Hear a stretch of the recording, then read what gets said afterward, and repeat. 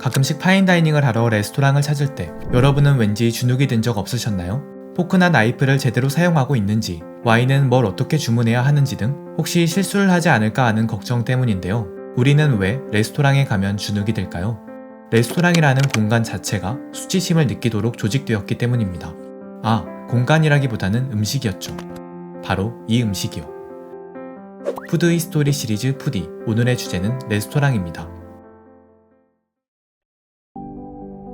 국토의 3분의 1을 차지하는 비옥한 토지와 대서양과 지중해를 접하는 방대한 해안선, 프랑스는 미식 문화가 발달할 최적의 입지를 갖춘 곳입니다. 하지만 16세기까지만 해도 그 잠재력을 다 펼치지 못하고 있었는데요. 여유가 좀 있는 상류층의 식탁조차 향신료를 듬뿍 뿌린 맵고 자극적인 요리가 올라왔죠. 때문에 맛의 섬세한 차이를 즐기기는 어려웠습니다. 상상력이 부족했을 뿐만 아니라 매너 또한 없었습니다. 매너의 어원은 라틴어 마누아리우스, 손을 의미하는 마누스와 방식을 의미하는 아리우스의 합성어입니다. 즉 매너란 손을 다루는 방식에서 출발한다고 볼 수 있는데요. 우리는 흔히 프랑스식 식사하면 포크로 고정하고 나이프로 써는 방식을 생각합니다. 하지만 프랑스에서 이것은 일반적인 식사법이 아니었습니다. 중세시대까지만 해도 프랑스인들은 누구나 음식을 손으로 집어먹었죠. 일단 포크는 이슬람교도들이 쓰는 도구입니다. 때문에 기독교도들은 상당한 거부감을 가졌고, 또 신께서 손가락이라는 완벽한 도구를 주셨는데 손가락 대신 포크를 쓰는 건 신성모독이라 여겼습니다.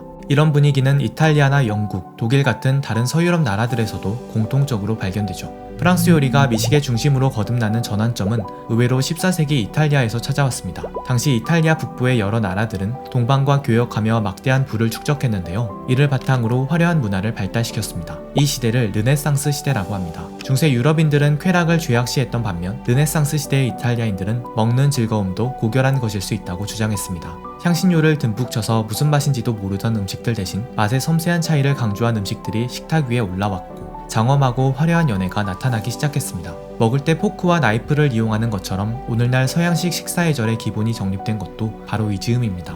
프랑스는 이탈리아와 지리적으로 가까웠고 또 상류층 간 교류도 활발했던 덕분에 르네상스의 유산을 가장 먼저 받아들인 나라였습니다. 프랑스와 1세는 르네상스 거장 다빈치를 초빙했고, 그의 아들인 앙리 2세는 피렌체 지배계층의 딸 카테리나와 결혼했죠. 이 과정에서 르네상스의 미식 문화가 프랑스 궁정에 이식되었습니다. 프랑스의 미식 문화는 17세기 말 절대왕정 시대에 완연히 꽃피었습니다.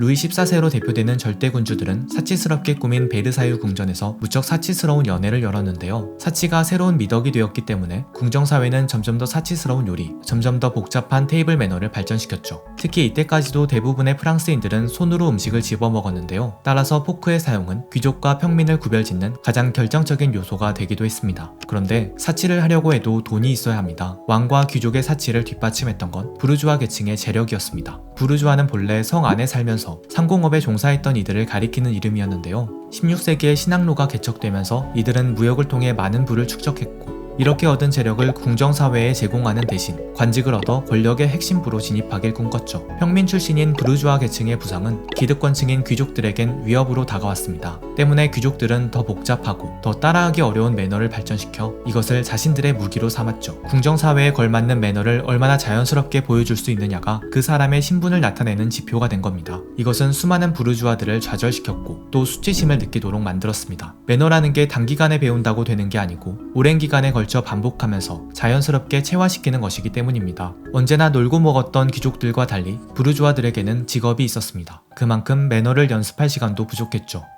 무언가에 대해 수치심을 느낄 때 사람들은 가치 판단을 뒤바꿈으로써 그 수치심을 해소하곤 합니다. 귀족이 사치스러움과 매너를 과시했다면 부르주아는 그 대척점에서 검소함과 자제력을 과시하려 했습니다. 이를 통해 스스로를 귀족들과는 다른, 동시에 평민들과도 다른 존재로 포지셔닝하고자 했죠.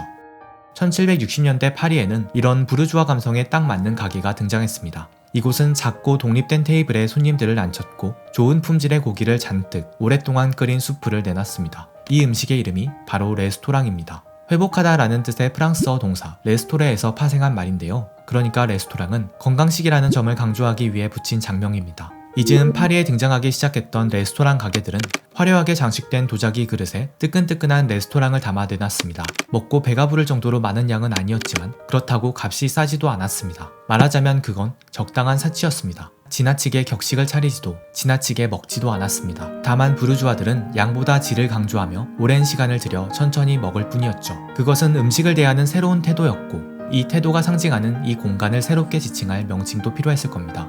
음식 이름이었던 레스토랑은 그렇게 서서히 공간 이름이 되었습니다.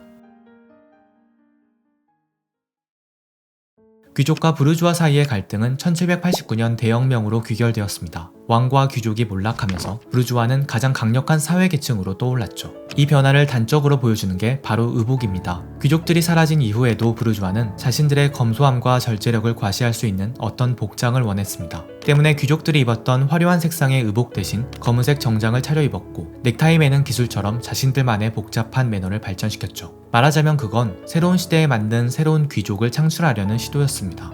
부르주아의 감성을 담은 공간, 레스토랑도 이와 함께 비슷한 변화를 겪습니다. 귀족의 저택에서 일했던 요리사들은 대혁명 이후 귀족들이 몰락하면서 거리로 나와 개인 레스토랑을 차리는 일이 많았는데요. 때문에 레스토랑은 이전의 귀족 문화를 자연스럽게 흡수했습니다. 왕과 귀족들이 먹던 아주 사치스러운 고급 요리가 레스토랑의 메뉴판에 추가되었고 말끔하게 차려입은 웨이터는 언제나 대기하고 있어 고객의 필요에 즉각적으로 반응했습니다. 그것은 하인이 딸린 대저택에서 먹는 식사 경험을 부르주아식으로 재해석한 것이었죠. 물론 레스토랑은 여전히 관대한 제스처를 취합니다. 누구나 레스토랑에 들어올 수 있다고. 돈만 있다면 말이죠. 그런데요, 19세기 이후 레스토랑에서 노동자들은 18세기 궁전에서 부르주아들이 느꼈던 것과 정확히 같은 재질의 수치심을 느꼈습니다. 복잡한 테이블 매너와 말하기도 어려운 음식 이름들 사이에서 멈칫멈칫할 수밖에 없는 마음들 사이에서 14세기 이탈리아에서 시작된 미식 문화는 대혁명 이후 부르주아의 레스토랑으로 이어졌습니다. 그리고 부르주아가 새로운 시대의 새로운 귀족이 되었듯 부르주아의 감성을 가득 담은 레스토랑도 수치심을 생산하고 선전하는 새로운 궁전이 되었죠. 조금은 더 관대한, 그러나 조금은 더 교묘해진 궁전이요. 이호는 느낌표가 떠오르는 콘텐츠를 만듭니다. 일본에서 한국어 학원을 운영하고 계시는 김성엽님께서 라멘편을 일본어로 번역해 주셨고 유튜버 오아시스 파인더님께서 커피 2편을 영어와 스페인어로 번역해 주셨습니다. 모두 감사드립니다. 오늘 영상이 재미있으셨다면 좋아요와 구독을 눌러주세요. 시청해 주셔서 감사합니다.